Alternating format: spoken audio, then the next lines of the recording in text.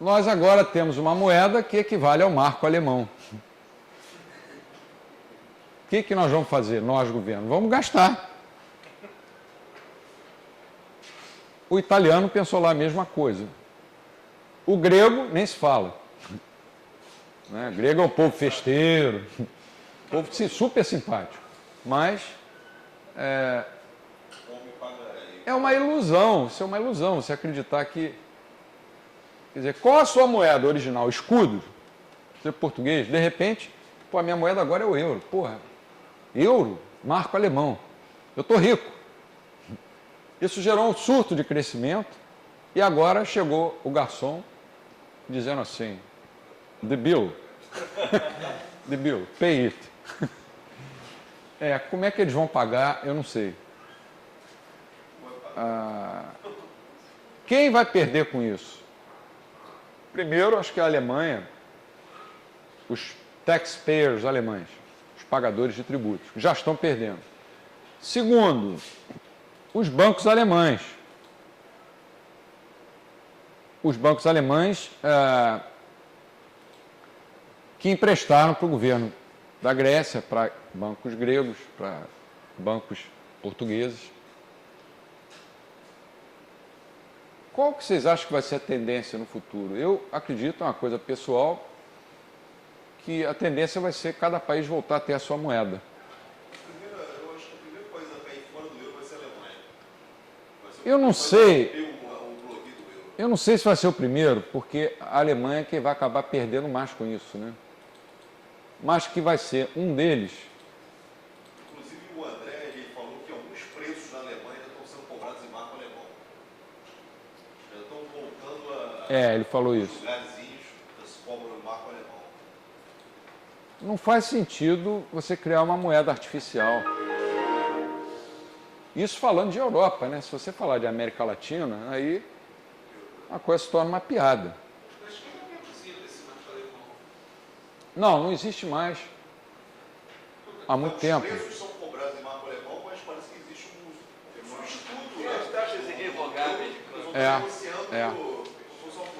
É como se tivesse uma taxa de câmbio entre o euro e o marco alemão. E o marco alemão já está valendo mais do que o euro, claro. Mas assim, acha-se marco alemão ou você só fala que aquilo vale tantos marcos? Não. Na verdade você paga em euro? Eu tenho a impressão, ele não circula mais, né? Não circula mais. Essa aqui é a questão. Quem está produzindo esse marco alemão? Ou está sendo uma coisa assim, que nem eu falei, título de crédito pessoal, isso aqui é o marco alemão. Como se fosse um padrão ouro, Ou o padrão ouro. padrão marco alemão. Que na verdade não existe, mas as pessoas sabem que no dia que a Alemanha sair do euro, que vai ter a moeda forte e confiam nisso, né?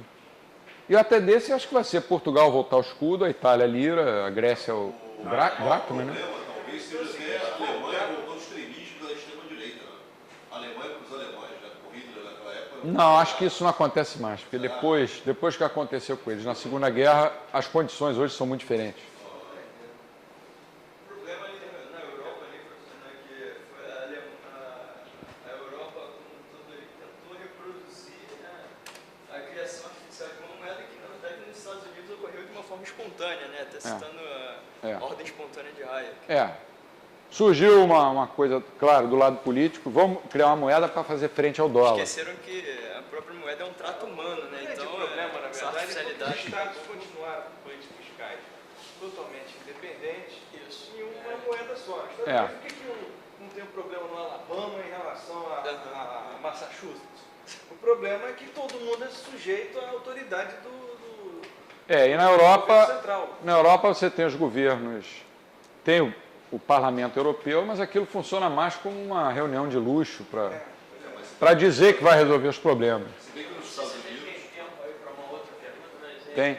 Eu li uma coisa que eu achei interessante, ele comentando que, na verdade, o dólar é lastreado, né? É lastreado em dívida. Em dívida. Então, para cada dólar emitido, você tem um título de dívida. Então, ele fala o seguinte, que se não houver uma expansão da base monetária, você precisa cobrir o serviço da dívida. Que no caso americano hoje até que não é grande coisa, 2%, 2, pouco por cento ao ano, sei lá, uma coisa assim, né? Então, só aí você precisa expandir a base monetária em 2,pouco% ao ano. Ou seja, o sistema, ele é inflacionário por ele mesmo. Por ele mesmo. Ele, independente da vontade de um governo em fazer inflação ou não, o sistema precisa ser inflacionário para você conseguir mantê-lo. E aí, como se evita que isso fuja do controle? Através do crescimento econômico, né? Que aí você aumenta o PIB na mesma proporção que a base monetária deveria crescer. Se o Obama ele achou que emitindo moeda ele fosse estimular as exportações, né? Ia fazer com que as reservas dos países caíssem, né? E estimular as exportações para poder haver um crescimento. Mas esse caso ele não está nem falando de estímulo econômico, não. Ele está falando só o seguinte, de manter o sistema funcionando. Para manter o sistema funcionando, a base monetária tem que crescer 2%. Ela tem que crescer 2%, 3%, dependendo do serviço da dívida daquele país. Então, exemplo, eles criaram um monstro, né?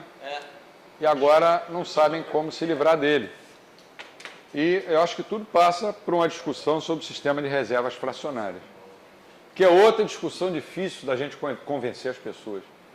Que o sistema é instável, que a instabilidade está dentro dele, que se continuar desse jeito... O que o Comitê da Basileia III está fazendo agora? Está simplesmente ratificando o que o Comitê 1 e o Comitê 2 fizeram. Está tomando decisões que favorecem os banqueiros, porque eles pressionam. Vamos diminuir o grau de alavancagem? Vamos, mas diminuir de uma maneira gradual, suave. Ou seja, nós estamos vivendo um período talvez único na história. Eu tenho a impressão que tem muitas mudanças pela frente. Eu, há 10 anos atrás, eu oriento muitas monografias de graduação aqui. O assunto que mais aparecia em monografia era euro. Todo mundo encantado com o euro.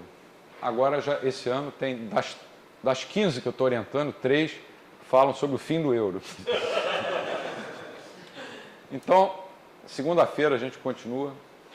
Boa noite a tutti.